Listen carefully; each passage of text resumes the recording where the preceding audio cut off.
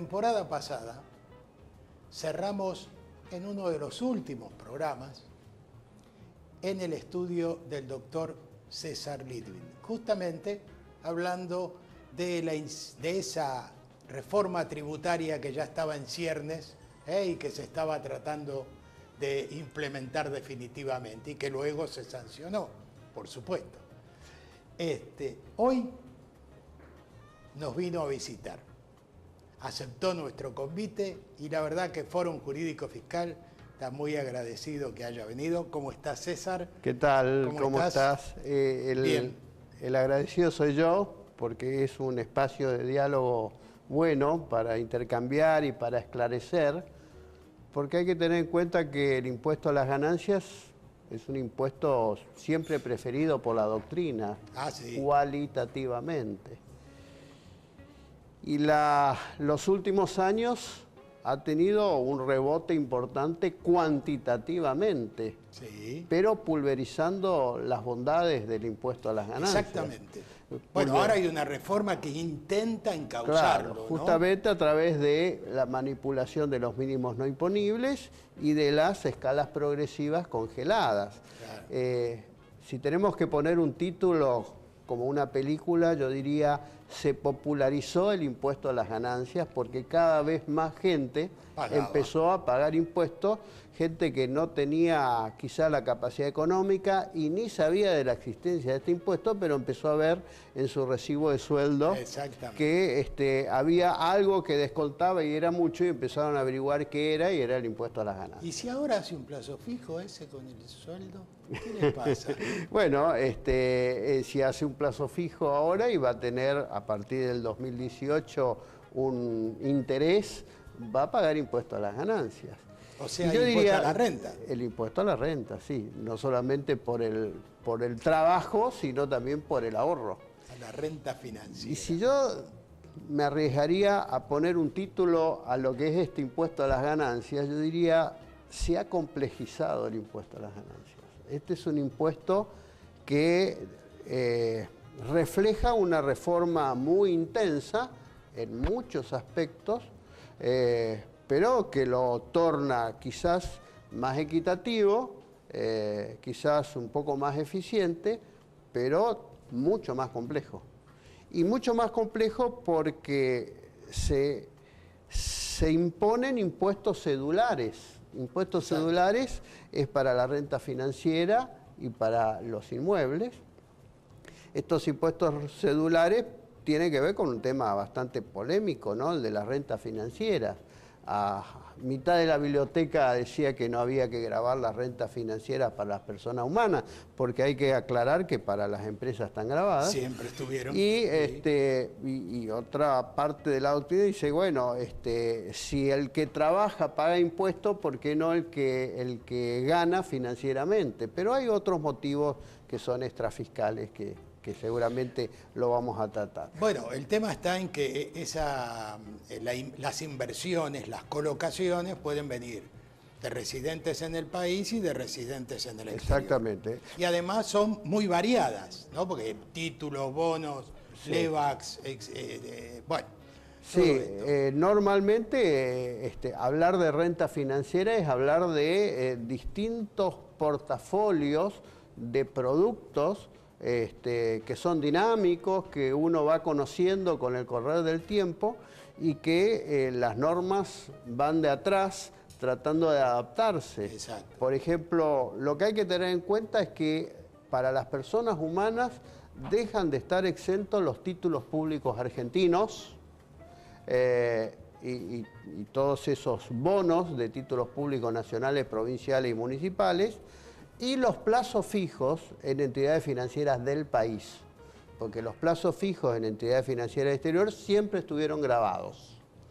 Entonces, aquel que hace un plazo fijo en la Argentina y cobra un interés, se le descontará un mínimo no imponible que para el 2018 ronda los 65.000 pesos, y cuando supere ese monto, el interés ganado en el año pagará impuesto a las ganancias. Los 65.000 pesos juegan sobre la renta. Sobre las rentas, correcto, no sobre el monto del plazo fijo, sino sobre las rentas. Quiere decir que el pequeño ahorrista quizás no le toque pagar el impuesto, pero ya el mediano ahorrista ya seguramente va a tener que pagar. ¿Y qué va a pagar? Va a pagar un 5% si la inversión es en pesos y un 15% si es en dólares o tiene alguna cláusula de ajuste.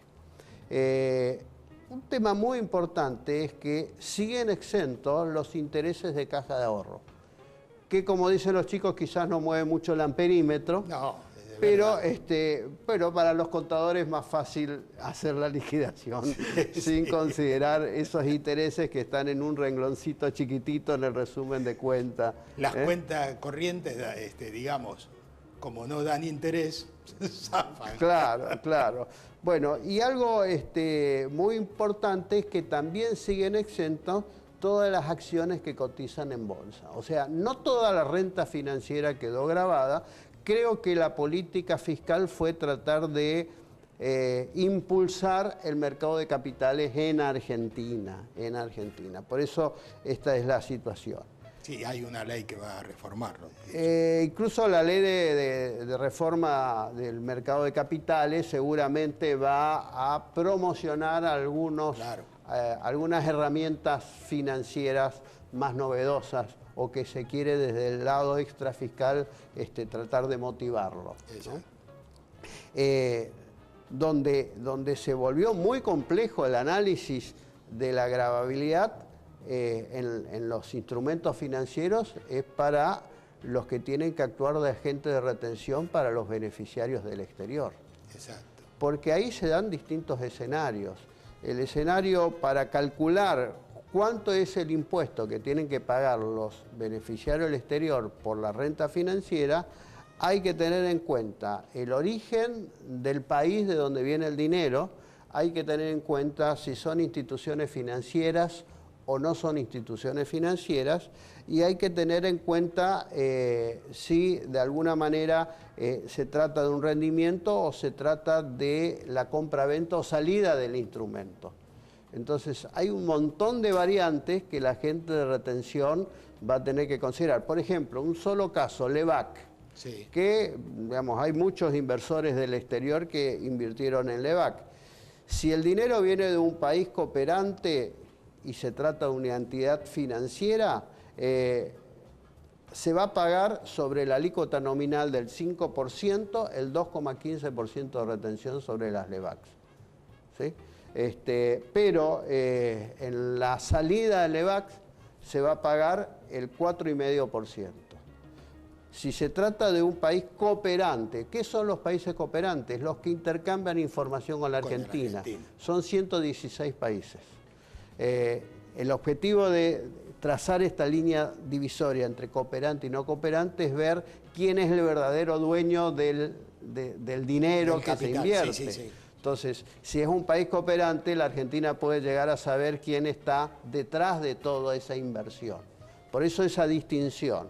Porque si es una entidad no financiera, por ejemplo una sociedad uruguaya, una sociedad panameña, en lugar del 2,15, la retención es del 5% para el rendimiento y la enajenación es el 4,5%.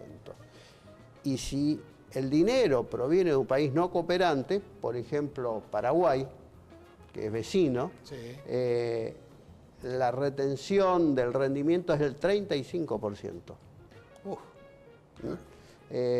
Y obviamente en el caso de la enajenación es el 31,5%.